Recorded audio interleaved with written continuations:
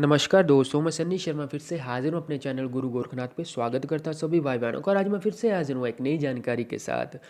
और आप सभी भाई बहनों की जैसे रिक्वेस्ट आती है, जैसे मेल आती है, तो मैं कोशिश करता हूँ कि मैं कुछ ऐसा वीडियो बनाऊँ कि जिसमें आपको आपके जितने भी क्वेश्चन होते हैं, किसी के माइंड में या मन में कोई विचारधारा आती है, तो उस विचार का उसको उस माध्यम के जो भी मैं बोलता हूँ, यहाँ पे जो ज्ञान देता हूँ, उस ज्ञान से उसको उस चीज़ का आंसर मिल जाए। तो बहुत से लोगों ने पूछा था कि गुरु की पहचान क्या होती है, सच्चा गुरु कौन होता है और सिद्ध पुरुष किसे कहा गया है। तो मैं आप सभी को बता दूं, कलयुग का दौर है भाइयों। और ज़रूरी नहीं है कि सिद्ध पुरुष आपको चलते फिरते मेरे अगर है भी, ऐसा नहीं है कि नथिंग कुछ भी नहीं है संसार में।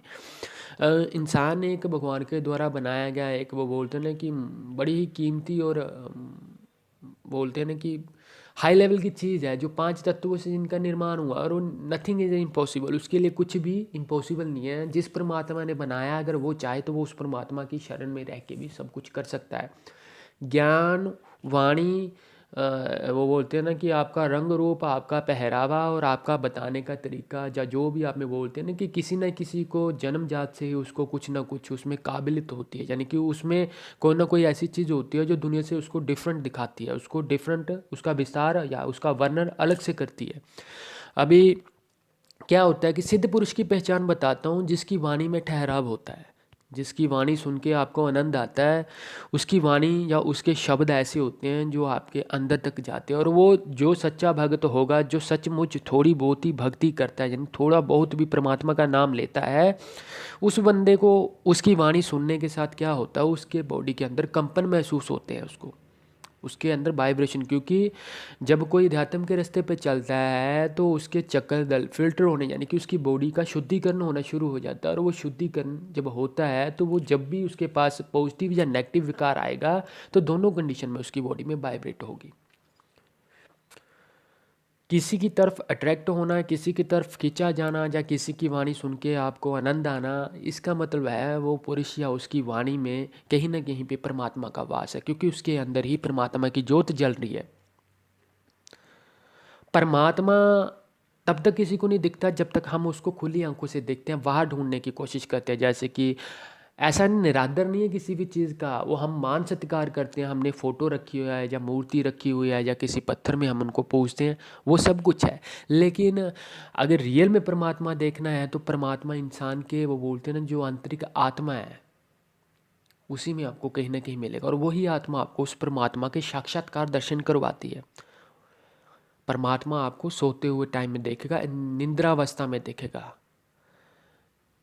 कभी भी परमात्मा आपको खुली आंखों से नहीं दिखता है। अगर खुली आंखों से परमात्मा दिखने लगता है तो वह ग्रस्त जीवन का नहीं होता है, वो उच्च कोटि का, उसको सिद्ध पुरुष कहा गया है। मेरी लैंग्वेज में वो सिद्ध पुरुष है जिसको, वो बोलते हैं ना, जिसके लिए सुख और दुख की कंडीशन एक समान है, जिसको इस संसार के हर एक कण कण में परमात्मा दिखता है, या उसकी फ़ोटो निगाह के सामने आती है, या उसको पॉजिटिव एनर्जी महसूस होती है, जो खाना जानवरों के बीच में बैठ के खा रहा है।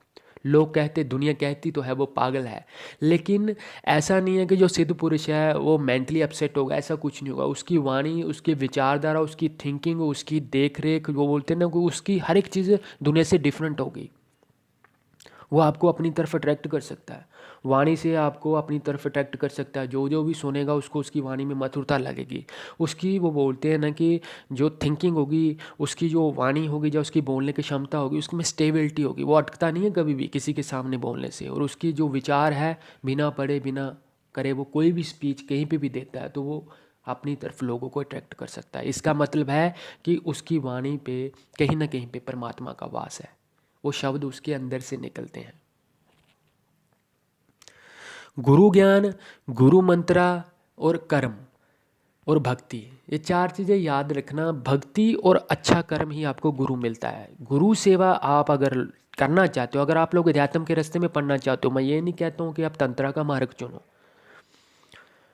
सिद्ध पुरुष कहलाना या गुरु बनना, ये कहना आसान होता है, गुरु बनना बड़ा मुश्किल है, क्योंकि सारी दुनिया का बोझा अपने कंधों पे लेना होता है। शिष्य का भार, जिस दुनिया का आप काम करते हो उसका भार, हर एक चीज़ आपकी बॉडी के ऊपर आती है। नेगेटिव थिंक जितनी भी है, नेगेटिव विचारधारा या नेगेटिव शक्तियाँ, नकारात्मक चीज़ उस गुरु को परेशान करती है। और वो गुरु उन कर्मों को कैसे काटता है, अपनी भक्ति के साथ। जो उसने सालों भक्ति करी है, वो धीरे धीरे धीरे धीरे भक्ति नष्ट होने लगती है। तो उसको उस भक्ति के लेवल को बढ़ाना पड़ता है। वो उतनी ज़्यादा माला फेरता है, उतना ज़्यादा उस परमात्मा को याद करता है, तभी जाके वो सारे कर्म करते हैं और वो उसका लेवल वो यानी वो स्टेबिलिटी रहती है, वो स्थिर रहता है वहाँ पे टिका हुआ। और आशा करता हूँ अगर मेरे द्वारा दी गई जानकारी आप लोगों को स्पष्ट और अच्छी लगती हो तो मेरे चैनल को सब्सक्राइब करना, बेल आइकन पे क्लिक, शेयर, लाइक और कमेंट करना, और मेरे दूसरे चैनल शिव गौरव को भी उतना ही सपोर्ट करना।